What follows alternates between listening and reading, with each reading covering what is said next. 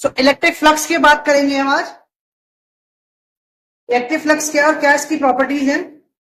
देखिए, electric flux basically एक number है जो डिफाइन करता है किसी भी सरफेस से कितनी इलेक्ट्रिक लाइन्स ऑफ फोर्सेस आपकी पास हो रही। यानी electric flux is basically a measurement to measure the number of electric lines of forces passing through any surface.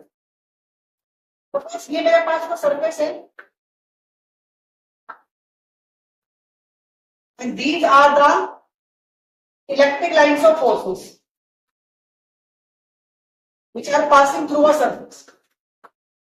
इस सरफेस का एरिया क्या है? एस है। फाइन। तो कितनी लाइन्स ऑफ फोर्सेस पास हो रही है यहाँ से?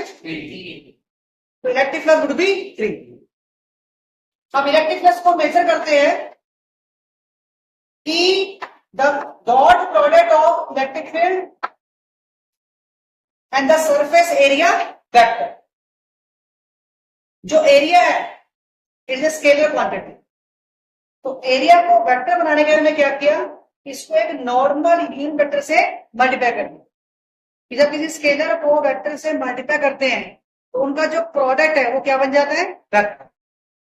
It become surface area vector. तो नॉर्मल कहां है? Normal always perpendicular to the surface. इस सरफेस पर परपेंडिकुलर ड्रॉ कर दो, ये क्या हो गया? Normal.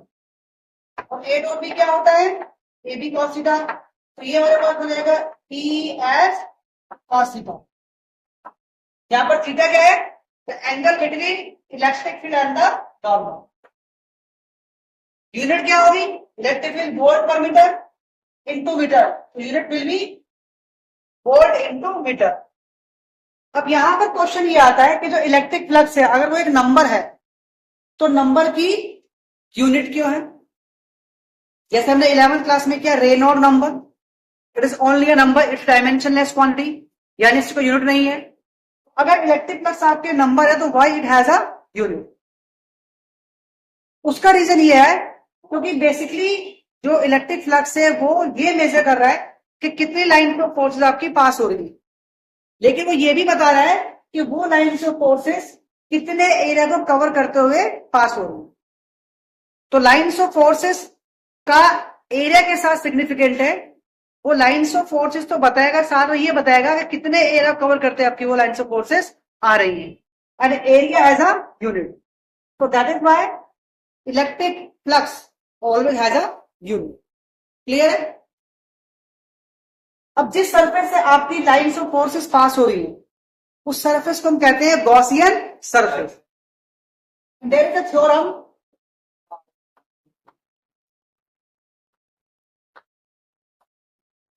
That is called Gauss theorem. अब गॉसे थ्योरम क्या कहती है?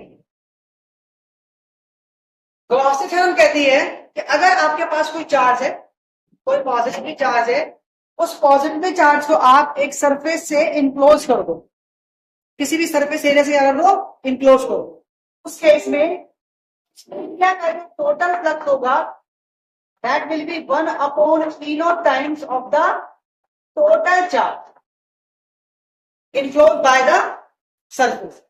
यानी जो सरफेस है वो चार्ज को इनक्लोज कर रहा है तो उस सरफेस का फ्लक्स होगा 1 अपॉन E naught टाइम्स जिस चार्ज को सरफेस आपका इनक्लोज कर।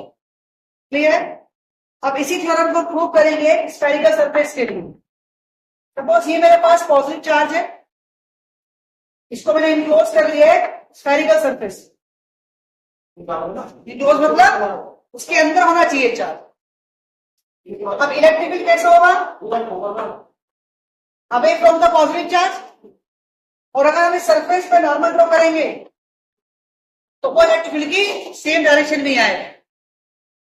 स्फेरिकल सरफेस का रेडियस है r और मैंने इस सरफेस में छोटा सा एरिया एलिमेंट क्या ले लिया? ds। तो छोटे से एरिया एलिमेंट के लिए मैं क्या फाइंड करूंगा? फ्लक्स। तो there will be a small flux eds cos 0। 0 क्यों? क्योंकि नॉर्मल इलेक्ट्रिक फील्ड आपके सेम डायरेक्शन में, तो एंगल क्या हो जाएगा? 0।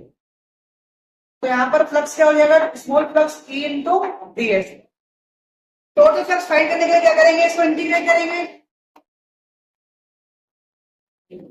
So we have a whole integration of EDS. Electric field हो गया 1/4 E नॉट Q/R², डिस्टेंस क्या है आपका R, और ds का इंटीग्रेशन क्या हो गया S. S is a surface area. किसका सरफेस एरिया? स्फेरिकल सरफेस का. और स्फेरिकल सरफेस का सरफेस एरिया का फॉर्मूला क्या होता है? 4πr². उसको हम सॉल्व करते हैं तो we get flux equal to Q/E naught. तो theorem is prove flux equal to 1/E naught times of total charge.